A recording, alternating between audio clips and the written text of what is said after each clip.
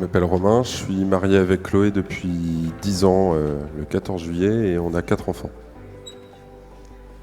Donc, bonsoir à tous. Un bref et totalement inattendu témoignage, surtout venant de moi. Donc moi, de culture catholique, mais jusqu'alors, jusqu'au mois dernier à peu près, quasiment athée. Voilà, pour tout vous dire, on s'est mariés il y a 10 ans, mais ça a été d'âpres négociations pour que ça se fasse à l'église. Voilà, ça s'est quand même bien terminé. Et tandis que toi, tu es d'une famille catholique pratiquante. Moi, en fait, j'ai eu la chance il y a 20 ans d'expérimenter l'amour du Christ ici à Paris. Et c'est quelque chose d'extraordinaire. Donc depuis plus de 10 ans, j'ai qu'une envie, c'est de faire venir Chloé à Paris, mais ça a toujours été un peu compliqué. On n'a pas la couleur du cordon, mais c'est quand même la 3e fois qui m'y traîne. Donc les 2 premières fois, j'y allais en me disant, voilà, c'est sympathique, les gens ont la banane, c'est quand même, voilà, ça véhicule de bonnes valeurs, j'aime bien chanter, etc. Et cette année, ça s'est déroulé de toute autre manière, en tout cas pour moi, mais aussi ça a rejailli sur Romain. En fait, la grande difficulté dans notre couple, c'est que je voulais qu'on prie à 2 et on n'y arrivait forcément pas puisqu'elle ne voulait pas. Mais depuis 5 ans, moi, j'ai le courage de prier tout seul et de participer à des groupes de prière d'hommes et d'aller à la messe parfois en semaine. Alors forcément, au début, Chloé n'était pas contente, pas du tout même. Oui, il faisait ça le vendredi soir, vous imaginez. Voilà, donc je me retrouve à la veille du week-end à gérer tous les enfants. Après, je me consolais en me disant, quand il rentre, il a la pêche. Bon, d'accord. Oui. Alors ça, c'était après, parce qu'au début, j'avais le droit, t'es allé à ton groupe de prière, on va pas à la messe dimanche. Et c'est vrai qu'au bout de 2 ans, à peu près, elle me disait, tu veux pas aller à la messe, là? Donc je comprenais le message aussi, c'est que j'avais pas assez la banane. Et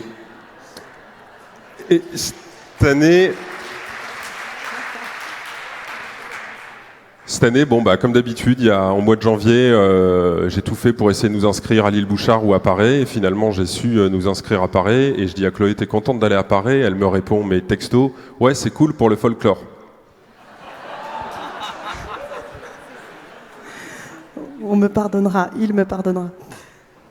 Et nous sommes allés avant-hier à la... Comment ça s'appelle déjà ? La prière des frères. La prière des frères. Alors qu'est-ce que c'est ? Évidemment, encore une fois, il m'a traîné là-bas. Et en fait, je l'avais jamais vécu, et comme la confession m'a fait beaucoup de bien, je lui ai dit, écoute, après la confession, ils nous disent que l'étape 2, c'est la prière des frères. J'y vais. Et dans la queue, elle me dit, qu'est-ce que c'est ? Je dis, je sais pas, mais moi j'y vais, et toi ? Et j'y suis allé, elle y est allée derrière moi. Et j'ai confié, un des principaux problèmes, pour vous raconter ma vie, puisque ça fait du sens, je consacre beaucoup de temps au boulot, c'est un métier passion, et c'est vrai que je laisse beaucoup Romain gérer la famille, l'organisation, le foyer. Je m'accorde le mercredi matin pour faire les conduites des enfants, mais globalement, j'ai pas vraiment l'impression d'avoir la tête vis-à-vis de ceux que j'aime autant que je le souhaiterais. Et c'est ce que j'ai confié aux frères, aux sœurs qui étaient là.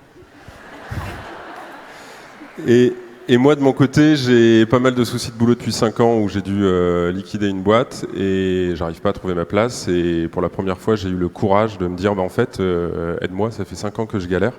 Et j'y suis allé. Ça a été très très dur. J'ai eu des trucs inattendus parce qu'on m'a parlé d'Elon Musk et de Mark Zuckerberg. Là, juste derrière la tente, autant vous dire, pour ceux qui connaissent, que je m'y attendais pas du tout. Et en revenant, j'ai retrouvé Chloé au fond de la tente. J'allais plutôt bien et là on entend les paroles de connaissance et il y en a une première qui m'interpelle un peu. Je me dis tiens, ça ressemble à ma femme. Je la regarde, elle bouge pas. Je fais ok, tranquille.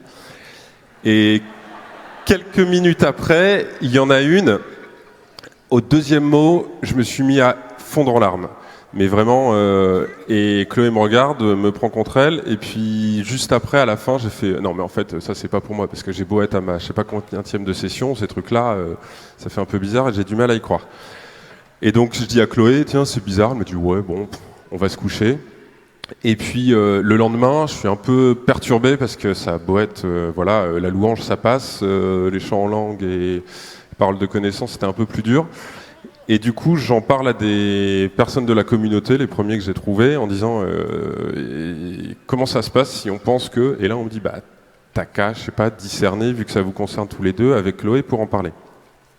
Et là, j'en parle à Chloé, je lui dis, tu veux pas qu'on aille adorer pour voir si cette parole me concerne vraiment. Et là, Chloé me regarde avec un air très déterminé, bah, bien évidemment que ça te concerne. Ah oui, non, mais c'était pour toi. Et puis c'est normal, il y a aussi eu la mienne. Je dis, quoi ? Et là, elle ajoute un truc très rationnel.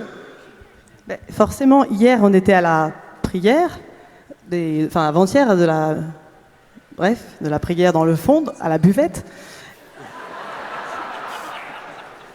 Et forcément, ils transmettent, c'est normal, nos intentions, nos doléances, hop, ils les communiquent.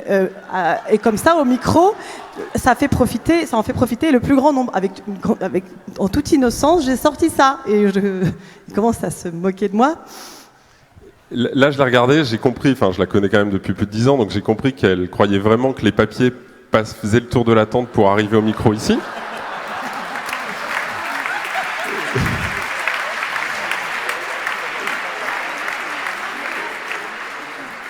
Et du coup, je lui ai dit, attends, il y a un truc là, il faut qu'on en parle. Et donc, j'ai pris encore les premières personnes de la communauté que j'ai trouvées pour lui dire, attendez, il faut qu'elle vous raconte un truc, dites-lui ce qui se passe vraiment. Et ils m'ont regardé. Mais t'imagines la confidentialité ? J'ai dit, bah oui, mais en même temps, bon, c'était anonyme. Et ils m'ont dit, non, écoute, va en parler à un tel de la communauté.